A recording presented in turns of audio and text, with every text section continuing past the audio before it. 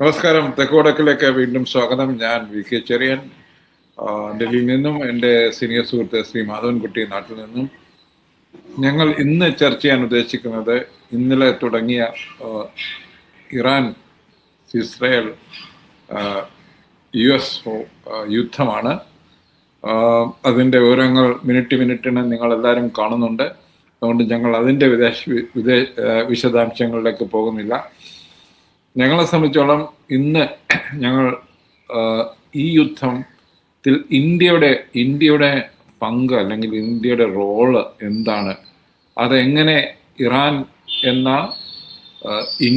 ഇന്ത്യയുമായി 1950 മുതൽ ഫ്രണ്ട്ഷിപ്പ് ട്രീറ്റിയുള്ള രാജ്യത്തെ ബന്ധത്തെ എങ്ങനെ ബാധിക്കും എന്നുള്ള ഒരു ചിന്തയിലേക്കാണ് ഞങ്ങൾ പോകുന്നത്. അതിന് കാരണം യുദ്ധം തുടങ്ങുന്നതിന് മുമ്പ് തന്നെ നമ്മുടെ പ്രൈം മിനിസ്റ്റർ ശ്രീ മോഡി ഇസ്രായേലിലെത്തുകയും അവരുടെ ഒരു ബിസിനസ് പാർട്ണറായിട്ട് മാറുകയും ചെയ്തു. അതായത് ഇതുവരെ പലസ്തീനെ വർഷങ്ങളായിട്ട് ജനറേഷൻസ് ആയിട്ട് സപ്പോർട്ട് ചെയ്തിരുന്ന ഇന്ത്യ ഇപ്പോൾ ഇസ്രായേലിൻ്റെ കൂടെയാണ് എന്ന് ലോകത്തോട് അദ്ദേഹം വിളിച്ചു പറഞ്ഞു. ഇത് ഉണ്ടാക്കുന്ന പ്രത്യാഘാതം ഇതിൻ്റെ ലോങ് ടൈം ഇമ്പാക്റ്റ് എന്താണ്? നമ്മൾക്ക് ഇറാനിൽ നിന്നാണ് റഷ്യയെ പോലെ തന്നെ നമ്മളുടെ ഒരു ഓയിൽ പ്രധാന സോഴ്സ് ആയിരുന്നു ഇറാൻ. റഷ്യയായി സാങ്ഷൻസ് വന്ന് ഇത് രണ്ടും നമുക്ക് പ്രശ്നങ്ങളുണ്ടാക്കി. പക്ഷേ ഇത് ഇറാനെ പറ്റി പറയുമ്പോൾ നമ്മുടെ ഒരു സ്ട്രാറ്റജിക് പാർട്ണറാണ് ഈ മുസ്ലിം അറബ് നേഷൻസിൻ്റെ ഇടയിൽ. അതിന് കാരണം പലതാണ്. സിവിലൈസേഷണൽ കണക്ട് എന്ന് പറഞ്ഞ ശ്രീ മോഡി പോലും അദ്ദേഹം ആദ്യം ഇറാനിൽ പോയപ്പോൾ ഒരു ഫ്രണ്ട്ഷിപ്പ് ട്രീറ്റികൾ പിന്നെയും സൈൻ ചെയ്തു. വാജ്പേയിജിയും ചെയ്തിട്ടുണ്ട് 2001 ടെഹ്റാൻ ഡിക്ലറേഷൻ വഴി. അതായത് എത്ര പേർക്ക് നാട്ടിൽ അറിയാമോന്ന് അറിഞ്ഞുകൂടാ, മുഗൾ സാമ്രാജ്യ കാലത്തെ ഇന്ത്യയിലെ കോടതികളുടെ ഭാഷ ഫാർസി ആയിരുന്നു. അതായത് ഇറാന്റെ ഭാഷയായിരുന്നു നമ്മളുടെ കോടതികളുടെ ഭാഷ. അങ്ങനെ ഉള്ള വളരെ സാമൂഹികവും കൾച്ചറലുമായിട്ടുള്ള ബന്ധമുള്ള ഒരു സ്ഥലമാണ് ഇറാൻ ഇന്ത്യയെ സംബന്ധിച്ചോളം. പിന്നെ മാത്രമല്ല, സെൻട്രൽ ഏഷ്യയിലേക്ക് ഇന്ത്യയുടെ എക്സ്പോർട്ട് മുഴുവനും പോകുന്നത് ഇറാനിലെ ചബാർ പോർട്ടിൽ കൂടെയാണ്. അതായത് സാമ്പത്തികമായും സാംസ്കാരികമായും സ്ട്രാറ്റജിക്കായാലും ഇന്ത്യക്ക് വളരെ പ്രധാനപ്പെട്ട ഒരു രാജ്യമാണ് ഇറാൻ. പക്ഷെ ഇന്ന് നമ്മളുടെ സിറ്റുവേഷൻ എന്താണ്? ഇറാൻ നമ്മളെ ഈ യുദ്ധത്തിന് ശേഷം അതേ ഇമ്പോർട്ടൻസിൽ അവർക്ക് കാണാൻ കഴിയുമോ? നമ്മളുടെ പാകിസ്ഥാനുമായിട്ട് ഉള്ള ഒരു ചെറിയ യുദ്ധത്തിൽ നമ്മൾ കണ്ടു, ആദ്യമായി അറബ് രാജ്യങ്ങൾ മൂകരായിരുന്നു. നേരത്തെയൊക്കെ നമുക്ക് ഇന്ത്യയുടെ കൂടെ നിൽക്കുന്ന അറബ് രാജ്യങ്ങൾ മൂകരായിരുന്നു. ടർക്കിയെ പോലെയും അസർബൈജാനെ പോലെയുള്ള മുസ്ലിം രാജ്യങ്ങൾ പാകിസ്ഥാന്റെ പുറകിലേക്ക് പോകുന്നത് നമ്മൾ കണ്ടു. സർ, ഇതെന്താണ് കാണിക്കുന്നത്? എന്താണ് ഈ പോളിസി മാറ്റത്തിന്റെ പ്രത്യാഘാതം? പ്രത്യേകിച്ച് അറബ് മുസ്ലിം രാജ്യങ്ങൾക്ക് ഇന്ത്യയിലുള്ള ഒരു പ്രതിപത്തി ചോദിക്കാൻ ഒരു കാരണം, നമ്മളുടെ മലയാളികളുടെ പ്രവാസികളുടെ മിക്കവാറും എല്ലാവരും ഈ അറബ് രാജ്യങ്ങളിലാണ്. ഇറാനിലില്ല എന്ന് പറയാം. പക്ഷേ ദുബായിൽ ബോംബ് വീണാൽ നമ്മളുടെ കേരളത്തിലിരിക്കുന്ന നമ്മളൊക്കെ നമ്മളുടെ ബന്ധുക്കളോടും സുഹൃത്തുക്കളോടും ഒക്കെ ചോദിക്കും, നിങ്ങളുടെ ആരെങ്കിലും ഉണ്ടോ? ആ ഒരു സിറ്റുവേഷനിലേക്ക് ഖത്തറിൽ വീണ് കഴിഞ്ഞാൽ, ബഹ്റിനിൽ വീണ് കഴിഞ്ഞാൽ നമുക്കൊക്കെ പ്രശ്നമുണ്ട്. ആ ഒരു സിറ്റുവേഷനിലേക്ക് പോകുന്ന ഒരു ഇന്റർനാഷണൽ സിറ്റുവേഷനിൽ ഇന്ത്യയുടെ റോള് എങ്ങനെയാണ് സാർ കാണുന്നത്? നമ്മൾ ഇപ്പോൾ ഈ ഇന്ത്യയുടെ റോൾ എന്ന് പറയുമ്പോൾ ഇപ്പോ സാധാരണ മാധ്യമ ഒരു ഡിസ്കോഴ്സിന് ദേശീയ താല്പര്യം ഇന്ത്യയുടെ എന്താണ്? ഇതാണ് വാസ്തവത്തിൽ ഈ അടുത്ത കാലത്തുള്ള റിയൽ ജിയോ പൊളിറ്റിക്സിനെ മുഴുവൻ ഇപ്പോൾ നിർണയിക്കുന്നത് ഒരു ദേശത്തിന്റെ താല്പര്യം എന്താണ്. അത് തന്നെ അത് അടുത്ത കാലത്ത് പ്രാബല്യത്തിൽ വന്ന ഒരു ചിന്തയാണ്. വാസ്തവത്തിൽ നെഹ്റുവിന്റെ കാലത്തോ അല്ലെങ്കിൽ അതിനു മുൻപുള്ള ചേരിചേരാ നയത്തിന്റെ സമയത്തോ ഒന്നും ദേശീയ രാഷ്ട്രത്തിന്റെ താല്പര്യങ്ങൾ മറ്റൊരു രാജ്യത്തിന്റെ അല്ലെങ്കിൽ ലോക സമാധാനത്തിന്റെ താല്പര്യവുമായി വിരുദ്ധമാകുമെന്ന് സ്വതന്ത്ര ഇന്ത്യ ചിന്തിച്ചിട്ടില്ല. നമ്മൾ അങ്ങനെയല്ല പഠിച്ചിരുന്നത്, നമ്മളെ പഠിപ്പിച്ചിരുന്നത് അങ്ങനെയല്ല. ഇന്ത്യയുടെ താല്പര്യങ്ങൾ ലോക സമാധാനത്തിനും ലോകത്തിന് സന്തുലിതാവസ്ഥയ്ക്കും ലോകത്തിന്റെ ശരിയായ രീതിയിലുള്ള ലോകക്രമത്തിനും വിരുദ്ധമല്ല. അതുകൊണ്ട് ഇന്ത്യയുടെ വിദേശ നയവും ലോക സമാധാനവും തമ്മിൽ വളരെ ബന്ധപ്പെട്ടിട്ടാണ് സ്വതന്ത്ര ഇന്ത്യ കൊളോണിയൽ വിരുദ്ധ സമരത്തിലൂടെ അധികാരത്തിലെത്തിയ ഗാന്ധി മുതൽ എന്ന് ഞാൻ പറയുമ്പോൾ പാലസ്തീൻ ആദ്യമായി പിന്തുണ കൊടുക്കുന്ന ഇന്ത്യയുടെ ആദ്യത്തെ ഇന്ത്യയുടെ നേതാവ് മഹാത്മാഗാന്ധിയാണ്. ഞാൻ പറയുന്നത് ഇത് നമ്മളൊരു ആദർശാത്മക ലോകത്തിൽ ജീവിക്കണമെന്നല്ല ഞാൻ പറയുന്നത്. യുദ്ധവും സ്വാർത്ഥ താല്പര്യങ്ങളും ദേശ താല്പര്യങ്ങളും മാത്രം ഉണ്ടാക്കി വൻ യുദ്ധസന്നാഹങ്ങളുടെ വലിയ വ്യവസായത്തിലൂടെ അണുവായുധങ്ങളുടെ ശേഖരത്തിലൂടെ മുന്നോട്ട് പോയിക്കൊണ്ടിരിക്കുന്ന ഒരു ലോക വ്യവസ്ഥയിൽ ഇന്ത്യ സമാധാനത്തിന്റെ ഒരു ദ്വീപായി നിൽക്കണമെന്നും നമ്മളുടെ താല്പര്യങ്ങൾ ലോക സമാധാനത്തിനായി വിട്ടുവീഴ്ച ചെയ്യണമെന്ന് ഞാൻ ഒരിക്കലും പറയുകയില്ല. അത് തികച്ചും അപ്രായോഗികവും അത് ശരിയുമല്ല. എന്നാൽ ഇവിടെ ഈ ഇന്ത്യയുടെ ഇപ്പോഴത്തെ നിലപാടിന് നടന്നിട്ടുള്ള വ്യത്യാസം, ആ വ്യത്യാസമില്ലാതെയും ഇന്നും നയിക്കുന്ന രാഷ്ട്രങ്ങൾ, അത് ഞാൻ പറയാൻ ആഗ്രഹിക്കുകയാണ്. ഞാൻ ഗാന്ധിജിയുടെ കാര്യം പറഞ്ഞു. പാലസ്തീനുകൾക്ക് അവരുടേതായുള്ള ഒരു രാഷ്ട്രത്തിനുള്ള അവകാശം ഉണ്ടെന്ന് പറഞ്ഞത് നമ്മുടെ രാഷ്ട്രപിതാവാണ്. അതിനെ തുടർന്ന് നീണ്ട നിര പിന്നീട് ഇസ്രായേലിനെ നമ്മൾ അംഗീകരിക്കുമ്പോഴും അതിനുശേഷവും 1991 നരസിംഹറാവുവിന്റെ കാലഘട്ടം വരെ തികച്ചും, അതായത് സോവിയറ്റ് യൂണിയന്റെ പതനം വരെ നമ്മൾ പാലസ്തീന്റെ ഒരു പങ്കാളിയായിരുന്നു. എന്തിനാണ് ഞാൻ ഡൽഹിയിലുള്ള കാലഘട്ടത്താണ് വളരെ സുപ്രസിദ്ധമായ ഇന്ദിരാഗാന്ധിയുടെ ആഫ്രോ നോൺ അലൈൻ സമ്മിറ്റ് നടക്കുന്നത്. അവിടെ ഇന്ദിരാഗാന്ധിയുടെ പ്രസംഗത്തിൽ അന്ന് അവർ ഊന്നി പറഞ്ഞ് കയ്യടിയോടുകൂടി വിജ്ഞാൻ ഭവനിൽ കേട്ടുകൊണ്ടിരുന്നവർ അറഫത്തും കാസ്ട്രോവുമായിരുന്നു. ഇത് ഇന്നത്തെ തലമുറയ്ക്ക് ഇത് അറിയാത്തല്ല. ഇന്ത്യ അഭിമാനത്തോടു കൂടി കണ്ട, നെഹ്റു ആരംഭിച്ച, പിന്നീട് ഇന്ദിരാഗാന്ധി വരെ തുടർന്ന ആ ചേരിചേരാ നയത്തിന്റെ അടിസ്ഥാന തത്വം കൊളോണിയൽ വിരുദ്ധ സമരങ്ങളെ പിന്തുണയ്ക്കുക എന്നുള്ളതായിരുന്നു. കാരണം നമ്മളും ഒരു കൊളോണിയൽ വിരുദ്ധ സമരത്തിലൂടെയാണ് അധികാരം നേടിയത്. ഈ ബന്ധം പാലസ്തീന്റെ സ്വയം അവർക്കൊരു രാഷ്ട്രമായി നിൽക്കാനുള്ള അവകാശം, ഒപ്പം ഇസ്രായേലിന് നിലനിൽക്കാനുള്ള അവകാശവും അംഗീകരിച്ചുകൊണ്ടാണ് സ്തുത്യർഹമായ ഒരു വിദേശ നയം. ഇതേപോലെ തന്നെ വളരെ ധ്രുവങ്ങളായി നിന്നിരുന്ന സോവിയറ്റ് യൂണിയനും അമേരിക്കയ്ക്കും ഇടയിൽ പണ്ഡിറ്റ് നെഹ്റുവിനെ പോലെ ഒരു വ്യക്തി, അത് ഇന്ദിരാഗാന്ധിയുടെ കാലഘട്ടം വരെ നമ്മൾ ഇനിയിപ്പോ നിങ്ങൾ പറയാം, ഇപ്പോൾ ഈ കാലത്തിന് ചേരിചേരാ നയം നയിക്കണമെന്ന് പറയുന്ന നിങ്ങളൊരു മണ്ടനാണെന്ന് നിങ്ങളുടെ പൊതുബോധം പറഞ്ഞേക്കാം. പക്ഷെ അല്ല, ഇന്നാണ് ചേരിചേരാ നയം അതിപ്രധാനമാകുന്നത്. ഇന്നാണ് രാഷ്ട്രസങ്കല്പങ്ങളും ചേരിചേരാ നയവും വളരെ പ്രധാനമാകുന്നത്. ഇന്ത്യയെപ്പോലൊരു രാഷ്ട്രത്തിന് ഇന്ന് നിലനിൽക്കണമെങ്കിൽ അതിന് ഇപ്പോൾ ഇവർ ഭാഷയിൽ പറയുന്ന അസിമെട്രിക്കൽ, അതായത് അമേരിക്കയുമായി നല്ല ബന്ധം, ഇറാനുമായി നല്ല ബന്ധം, ഇസ്രായേലുമായി നല്ല ബന്ധം, റഷ്യയുമായി നല്ല ബന്ധം തുടങ്ങിയ എല്ലാം ഒരുമിച്ച് കൊണ്ടുപോകാൻ കഴിയുന്ന ഒരു മൾട്ടിപോളാർ വേൾഡില് വേണ്ട വിദേശ നയമാണെന്നാണ് ഇപ്പോഴത്തെ പ്രായോഗികവാദികൾ പറയുന്നത്. അങ്ങനെയാണെങ്കിൽ ആ അളവുകോൽ വെച്ച് മോഡി സർക്കാർ ഇപ്പോൾ ചെയ്തുകൊണ്ടിരിക്കുന്നത് ഇന്ത്യയുടെ ഉത്തമ താല്പര്യങ്ങൾക്കും ഇന്ത്യയുടെ രാഷ്ട്രീയ ദേശരാഷ്ട്ര ഉത്തരവാദിത്വങ്ങളിൽ നിന്നും അവകാശങ്ങളിൽ നിന്നും അവരുടെ താല്പര്യങ്ങൾക്കും ബലി കൊടുത്തുകൊണ്ടാണ് മോഡി ഈ യുദ്ധത്തിന്റെ, ഇതിനൊരു മഹായുദ്ധത്തിലേക്ക് പോകാനുള്ള എല്ലാ സാധ്യതയുമുണ്ട്.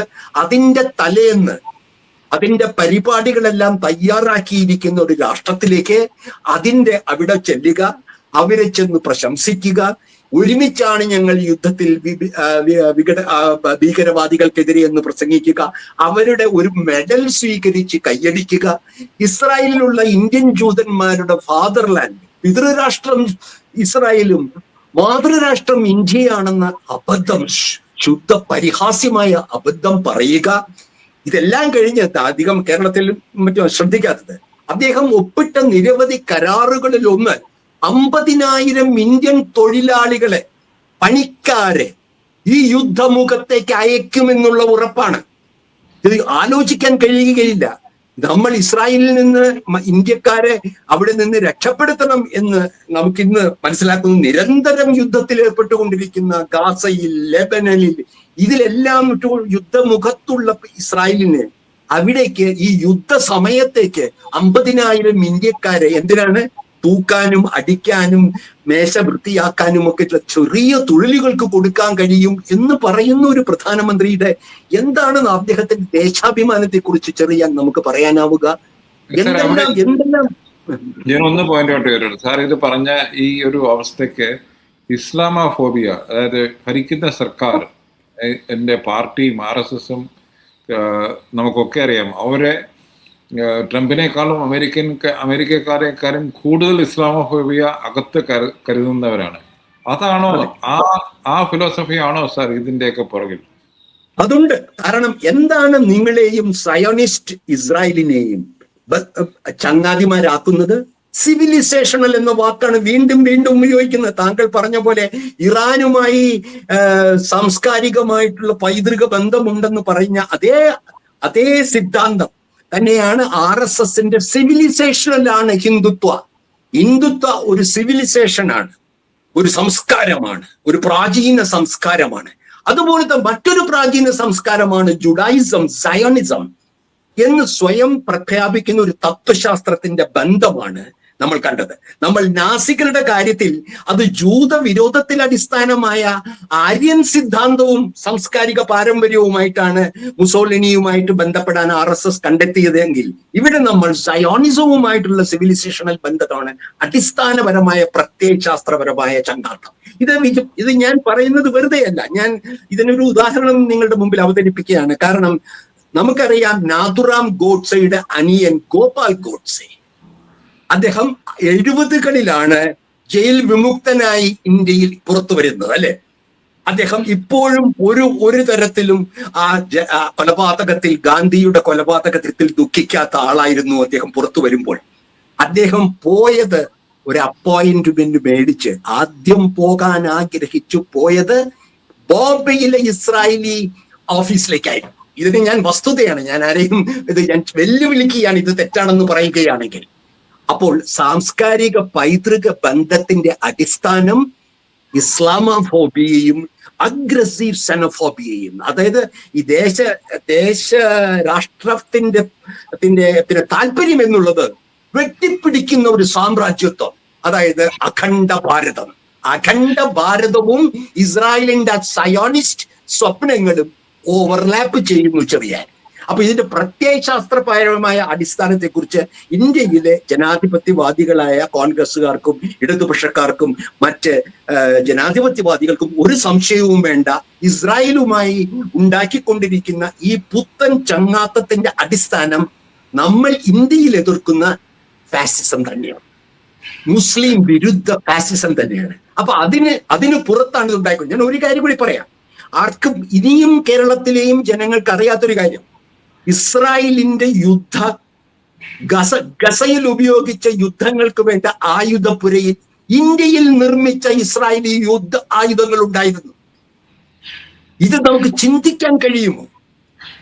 ഇപ്പോഴും ഇന്ത്യയിൽ മഹാരാഷ്ട്രയിലും രാജസ്ഥാനിലുമാണെന്ന് തോന്നുന്നു ഏറ്റവും വിദഗ്ധമായ സാങ്കേതിക വിദ്യ ഉപയോഗിച്ചു കൊണ്ടുള്ള ഇസ്രായേലി ഫാക്ടറികൾ ഇവിടെ യുദ്ധക്കൊപ്പ് ഉണ്ടാക്കുന്നുണ്ട്.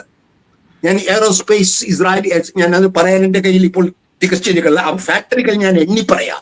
ഇവിടെ നിന്ന് ഇന്ത്യയിൽ ഉൽപ്പാദിപ്പിക്കുന്ന ആയുധങ്ങൾ ഉപയോഗിച്ചുകൊണ്ട് ഗസയിലെയും ഇറാനിലെയും ആളുകളെ കൊന്നൊടുക്കുമ്പോൾ ഇന്ത്യയുടെ ചരിത്രം, നമ്മളുടെ സ്വാതന്ത്ര്യ സമരത്തിന്റെ ചരിത്രം, നമ്മളുടെ ജനാധിപത്യത്തിന്റെ ചരിത്രം, നമ്മളുടെ ഇതിനെല്ലാം ബലികഴിച്ചുകൊണ്ടാണ് നഗ്നമായി. ഒരു കാര്യം കൂടി ഞാൻ താങ്കളുടെ ശ്രദ്ധയിൽപ്പെടുത്തുകയാണ്.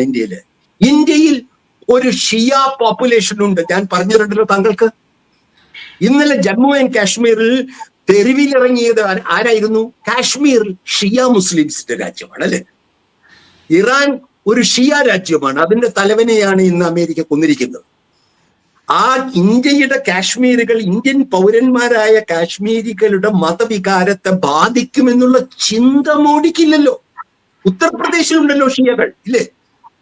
എത്രയോ ശതമാനമാണ്. ഈ കേരളത്തിലാണ് സുന്നികളും ഒക്കെ പറഞ്ഞുകൊണ്ട് ഇസ്ലാം എന്ന് പറഞ്ഞാൽ സുന്നികളുടേതാണെന്ന്. ഒരു ഇന്ത്യക്ക് ഒരു ഷിയ പോപ്പുലേഷൻ ഉണ്ട്.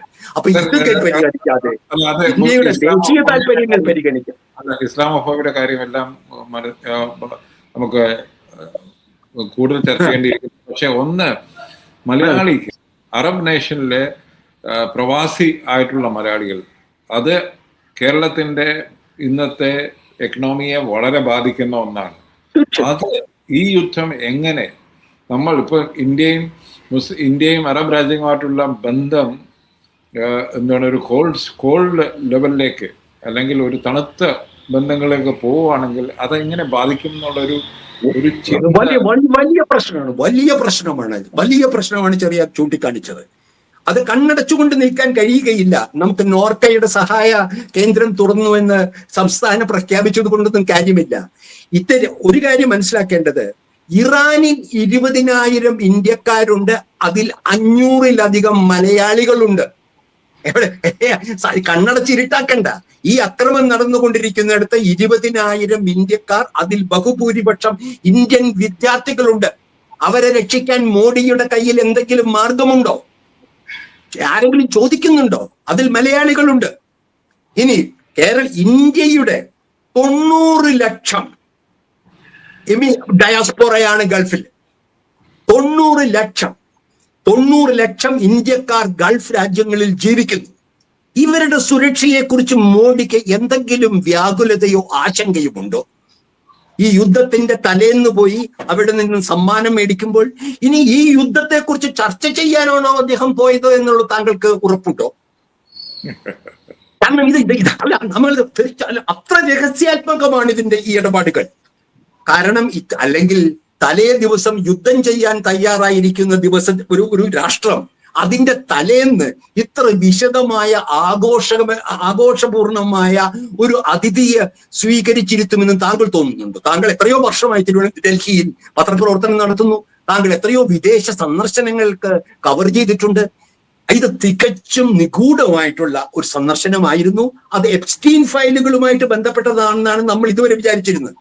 പണ്ട് എപ്സ്റ്റീൻ ഫയലുകൾ എഴുതിയ പോലെ ടെഹ്റാനിൽ പോയി ട്രംപിന് വേണ്ടി നൃത്തം ചെയ്തു എന്നൊക്കെയുള്ള റെഫറൻസ്, ഇത് അതിൽ കൂടുതൽ എന്തോ ഉണ്ടായിരിക്കാനാണ് സാധ്യത. കാരണം ഞാനിത് പറയുന്നത് വെറുതെയല്ല. ഒരു വ്യത്യാസം മാത്രം ഞാൻ ചെറിയ ആർക്കും മനസ്സിലാവുന്ന ഒരു വ്യത്യാസം. 2005 ഗസയിൽ ഈ ഇസ്രായേൽ ആക്രമണം നടത്തിയപ്പോൾ ഈ പ്രധാനമന്ത്രി, ഈ സർക്കാർ, ഈ BJP RSS സർക്കാർ അതിനെ പേരെടുത്ത് പറഞ്ഞുകൊണ്ട് അതിനെ എതിർത്തു. ഒരു കൊല്ലം കഴിഞ്ഞ് ഇന്നലെ ഡൽഹിയിൽ ഇറക്കിയ സർക്കാരിന്റെ കുറിപ്പിൽ ആരെയാണ് ആക്രമിച്ചത്, എവിടെയാണ് ബോംബിട്ടത്, ആരാണ് ഇര, ആരാണ് പ്രതി എന്ന് ഒരക്ഷരം പറയാതെയാണ് സ്വതന്ത്ര ഇന്ത്യ, മഹാത്മാഗാന്ധിയുടെയും നെഹ്റുവിന്റെയും ഇന്ത്യ ഇന്ന് പ്രസ്താവന ഇറക്കിയിരിക്കുന്നത്. ലോകത്ത് നോർവേ പോലുള്ള നിരവധി രാഷ്ട്രങ്ങൾ ഇന്ത്യയെക്കാൾ എത്രയോ ഒരു കൊളോണിയൽ രാജ്യങ്ങൾ പോലും പ്രതിഷേധിക്കുമ്പോൾ ഇന്ത്യ ഇവരുടെ പേര് പറയാൻ, ഇസ്രായേലിന്റെയും അമേരിക്കയുടെയും ഇറാന്റെ പേര് പറയാൻ മടിക്കുന്നു. ഇത് കാണിക്കുന്നത് വലിയ ഒരു മാറ്റമാണ്. ഇത് ലോകത്തിൽ വന്ന ഇന്ത്യ ഗാന്ധിയുടെ ഇന്ത്യ, താങ്കൾ പറഞ്ഞ ഗാന്ധിയുടെ ഇന്ത്യ, പലസ്തീനെ ആദ്യം മുതലേ സപ്പോർട്ട് ചെയ്ത ഇന്ത്യ, ലോകത്തിലെ എവിടെ യുദ്ധമുണ്ടോ അവിടെ സമാധാനത്തിന്റെ കൊടിയുമായി പോയിരുന്ന ഇന്ത്യ ഇപ്പോൾ യുദ്ധം ചെയ്യുന്ന രാജ്യങ്ങളുടെ പേരെടുക്കാൻ തന്നെ വിസമ്മതിക്കുന്ന ഒരു സിറ്റുവേഷനിലേക്ക് മാറിയിരിക്കുന്നു. ഇത് നമ്മളുടെ ഈ ഇന്റർനാഷണൽ സിറ്റുവേഷൻ നമ്മളെ ഒക്കെ ഇരുത്തി ചിന്തിപ്പിക്കേണ്ട സമയം അതിക്രമിച്ചിരിക്കുന്നു എന്ന് ഞാൻ പറയും.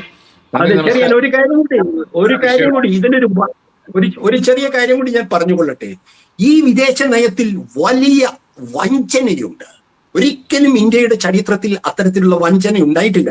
വഞ്ചന ഉണ്ടായത് വാസ്തവത്തിൽ ചൈനയുടെ അക്രമമായിരുന്നു 68-ൽ. ഓർമ്മയുണ്ട് എനിക്ക്. നെഹ്റു പ്രതീക്ഷിക്കാതെ ചൈനയുടെ ആക്രമണം ഉണ്ടായി. ഇവിടെ ഇന്ത്യയിൽ ഇപ്പോൾ നടക്കുന്നത് വഞ്ചനയുടെ ഒരു വിദേശ നയമാണ്. ഇതുവരെ നിങ്ങൾക്ക് ആയുധങ്ങൾ തന്നിരുന്ന, നിങ്ങളുടെ കൂടെ നിന്നിരുന്ന സോവിയറ്റ് യൂണിയൻ പോയി, എന്നാലും റഷ്യൻ ഫെഡറേഷൻ നിങ്ങൾക്ക് ആയുധം നൽകി നിങ്ങൾക്ക് എണ്ണ നൽകിക്കൊണ്ടിരുന്ന റഷ്യയുടെ താല്പര്യങ്ങൾ എത്ര വേഗമാണ് ട്രംപിന്റെ മുമ്പിൽ മോഡി അടിയറ വെച്ചത്. നിങ്ങൾക്ക് ഇറാൻ, നിങ്ങൾക്ക് ചബാർ പോർട്ട് ഉണ്ടാക്കാനായി നിങ്ങൾക്ക് മറ്റുള്ളവരെക്കാൾ മുൻഗണന നൽകി നിങ്ങളെ വിളിച്ചു വരുത്തിയ. ഞാൻ ഒരു കാര്യം കൂടി നമ്മുടെ മലയാളി സുഹൃത്തുക്കൾക്ക് വേണ്ടി പറയുകയാണ്. ഇപ്പോഴത്തെ ഇറാന്റെ പ്രതിരോധത്തിന്റെ പേര് ഖതം ഇ തുഫാൻ. അതൊന്ന് ശ്രദ്ധിക്കണം. ഖതം ഇ തുഫാൻ എന്നാണ് ഈ അക്രമത്തിന് മറുപടിയായി ഇറാന്റെ പ്രതിരോധ മുദ്രാവാക്യം. അതിന്റെ അർത്ഥം എന്താ? ഖതം, ദ ലാസ്റ്റ്. ഖതം താങ്കൾ പറഞ്ഞ പാഴ്സി, ഉറുദു. ഖതം ഇ തുഫാൻ, എല്ലാ കൊടുങ്കാറ്റുകളുടെയും ഒടുക്കട്ട കൊടുങ്കാറ്റ്. ഇതാണ് ഇന്ത്യയുടെ സംസ്കാരവും ഇറാനും തമ്മിലുള്ള ബന്ധം. അത്രയ്ക്കും ഇതാണ് പേർഷ്യൻ ടെക്സ്റ്റുകള്, ഇന്ത്യയിലെ ഫാർസി ടെക്സ്റ്റുകള്, ഉറുദുവും ഫാർസിയും തമ്മിലുള്ള ബന്ധം. ഇതൊന്നും ഇത്തരത്തിലുള്ള ഇസ്ലാമോഫോബിക് ആയിട്ടുള്ള മുസ്ലിങ്ങളാണ് ലോകത്തിലെ അകത്തും പുറത്തും നമ്മുടെ ശത്രുക്കൾ, ഇന്ത്യൻ സംസ്കാരത്തിന്റെ ശത്രുക്കൾ എന്ന് വിചാരിക്കുന്നവർ അധികാരത്തിലെത്തിയാൽ ഉണ്ടാകുന്ന സർവനാശത്തിന്റെ ലക്ഷണമാണ് നമ്മൾ ഇന്ന് ഇന്ത്യയുടെ വിദേശ നയത്തിൽ കണ്ടുകൊണ്ടിരിക്കുന്നത്. അത് തുറന്നു പറയാൻ ഇനിയിപ്പോൾ ഏറ്റവും ഒടുവിൽ എന്തെല്ലാമാണ് ചെയ്തത്? പാകിസ്ഥാന് അണുവായുധങ്ങൾ വയ്ക്കുന്നതിന് അമേരിക്കക്ക് ഒരു എതിർപ്പുമില്ലല്ലോ. എന്താ ഇറാന്റെ ഉണ്ടായിക്കൊണ്ടിരിക്കുന്ന ആയുധത്തിന് വേണ്ടി ഇത്ര ശക്തി? നിങ്ങൾക്കറിയാമല്ലോ, പാകിസ്ഥാനും ഇന്ത്യയുടെ കൂട്ടാളിയായി ഇപ്പോൾ പ്രത്യക്ഷപ്പെടുന്ന താലിബാനാണ്. താങ്കൾക്കറിയാമല്ലോ, പാകിസ്ഥാൻ പറയുന്നത് താലിബാൻ നടത്തുന്ന യുദ്ധം പ്രോക്സി ഇന്ത്യൻ യുദ്ധമാണെന്ന്. ശരിയോ തെറ്റോ എന്നല്ല, നമുക്കറിയാം. ഇവിടെ താലിബാനെ കൊണ്ടുവന്നതും ഇവിടെ പിന്നെ ഉത്തർപ്രദേശിലെ മുസ്ലിം മതമേധാവികളെ കൊണ്ട് കാണിച്ചതും ഇതുവരെ തലവെട്ടികളെന്നും സ്ത്രീവിരുദ്ധരെന്നും പറഞ്ഞിരുന്നവരെ പ്രധാനമന്ത്രിയും അദ്ദേഹത്തിന്റെ മന്ത്രിമാരും പോയി സ്വീകരിച്ചതും ഇതെല്ലാം അറിയാം. അപ്പൊ എന്ത് തത്വദിശ, എന്ത് പ്രിൻസിപ്പിൾ ആണ് ഈ സർക്കാർ വിദേശകാര്യത്തിൽ കാണിക്കുന്നത്? നമ്മളെ സമയം അതേക്കുറിച്ചിട്ട് ഒരു കാര്യം പറയേണ്ടിയിരിക്കുന്നു. ഞാൻ വേറൊരു ഇഷ്യൂയില് എൻ്റെ ഒരു IFS സുഹൃത്തുമായി സംസാരിച്ചപ്പോൾ അദ്ദേഹം പറഞ്ഞത്, ഞങ്ങളുടെ സിസ്റ്റം ഇതുവരെ കണ്ടിന്യൂ ചെയ്ത അതേ പോളിസികൾ തന്നെയാണ് administrative system of external affairs administration. പക്ഷേ ഇത് അതിനെ ഒരാൾ മാത്രമേ, ഒരു കൂട്ടർ മാത്രമേ ഇതിനെ ഓവർ റൈഡ് ചെയ്യാൻ അധികാരമുള്ളൂ. അത് ഇന്ന് ഭരിക്കുന്ന സർക്കാരാണ്. സർക്കാർ ഞാൻ പറയട്ടെ, ചെറിയ താങ്കൾ സൂചിപ്പിക്കുന്നത് എനിക്ക് മനസ്സിലായി. സമയം അതിക്രമിച്ചുകൊണ്ട് ഞാൻ പറയട്ടെ, അത് ഡീപ് സ്റ്റേറ്റ്, ഇന്ത്യയിലെ ഡീപ് സ്റ്റേറ്റിന് ഈ താങ്കൾ സൂചിപ്പിച്ചത് വ്യക്തമാക്കണത്. ഡീപ് സ്റ്റേറ്റ്, ഇന്ത്യയിൽ ഒരു ഡീപ് സ്റ്റേറ്റ് ഉണ്ട്, അമേരിക്കയിൽ ഒരു ഡീപ് സ്റ്റേറ്റ് ഉണ്ട്, രാഷ്ട്രീയ നേതൃത്വത്തിന്റെ അപ്പുറം പ്രവർത്തിക്കുന്നത്. ഇവിടെ ഡീപ് സ്റ്റേറ്റ് നിയന്ത്രിക്കുന്നത് ദോവൽ എന്ന RSS നേതാവാണ്, അജിത് ദോവൽ. ആ ഡീപ് സ്റ്റേറ്റും രാഷ്ട്രീയ നേതൃത്വവും ഒരേ രീതിയിൽ നീങ്ങിക്കൊണ്ടിരിക്കുകയാണ് മുസ്ലിം വിരുദ്ധതയുടെ രാഷ്ട്രീയത്തിൽ. ഒരു കാര്യം കൂടി മനസ്സിലാക്കണം, സൗദി അറേബ്യയും പാകിസ്ഥാനും തമ്മിൽ ഒരു ഐക്യ കരാറിലെത്തിയിരിക്കുകയാണ്. ഇന്ത്യക്ക് ഇപ്പോഴും ഗൾഫ് രാജാക്കന്മാരുമായി നല്ല ബന്ധം വേണമെന്ന് മോഡിക്കറിയാം. അപ്പോൾ ജനങ്ങളെയാണ് മോഡി സർക്കാരിന് ശത്രുത, മുസ്ലിം ജനതയെയാണ് അവർക്ക് ഭയം, അല്ലാതെ മുസ്ലിം രാജാക്കന്മാരെ അവർക്ക് ഭയമൊന്നുമില്ല. അവരവിടെ പോകും, അവരുടെ കരാറുകൾ എപ്പോഴും. പക്ഷെ അതും നിൽക്കുകയാണ്. കാരണം സൗദി അറേബ്യയും പാകിസ്ഥാനും തമ്മിൽ ഒരു പുതിയ ബന്ധമുണ്ടായിരിക്കുകയാണ്. ഈ യുദ്ധത്തിന് ശേഷം അമേരിക്കൻ പക്ഷത്ത് നിൽക്കുന്ന ഗൾഫ് രാജ്യങ്ങൾ ഇസ്രായേലുമായി അടുക്കുകയാണ്. ഇതെല്ലാം എന്ത് തരത്തിൽ ഇന്ത്യയുടെ താല്പര്യത്തെ, ഇന്ത്യയുടെ വികസനത്തെ, ഇന്ത്യയുടെ സമാധാനത്തെ എങ്ങനെ ബാധിക്കുമെന്ന് നമുക്ക് കണ്ടറിയേണ്ടിയിരിക്കുന്നു. അത് തന്നെയാണ്. അങ്ങനെ നമുക്ക് ഈ ചർച്ച അവസാനിപ്പിക്കാം. അതായത് ഇന്ത്യ ഇന്നുവരെ നടത്തിയിരുന്ന വിദേശകാര്യ നയമല്ല ഇപ്പോൾ ഉള്ളത്. ഇനിയും ഈ യുദ്ധത്തിന് ശേഷം ഇന്ത്യയും ഇറാനുമായി സിവിലൈസേഷണൽ റിലേഷൻഷിപ്പ് ഉണ്ടോ എന്ന് ആരെങ്കിലും പറയുമോ എന്ന് എനിക്ക് സംശയമുണ്ട്. അതുതന്നെയാണ് ഈ യുദ്ധത്തിൽ നിന്ന് നമ്മൾ കാണേണ്ടിയിരിക്കുന്ന കാര്യങ്ങൾ. അതുപോലെ തന്നെ താങ്കൾ പറഞ്ഞ 90 ലക്ഷം 9 മില്യൺ ഇന്ത്യൻസ് ഈ ഗൾഫ് മേഖലയിലുള്ളവർക്ക് അവരുടെ ഭയാശങ്കകൾ കൂടാതിരിക്കട്ടെ, യുദ്ധം എത്രയും വേഗം അവസാനിക്കട്ടെ എന്ന് ആശിച്ചുകൊണ്ട് നിർത്തുന്നു. നന്ദി, നമസ്കാരം.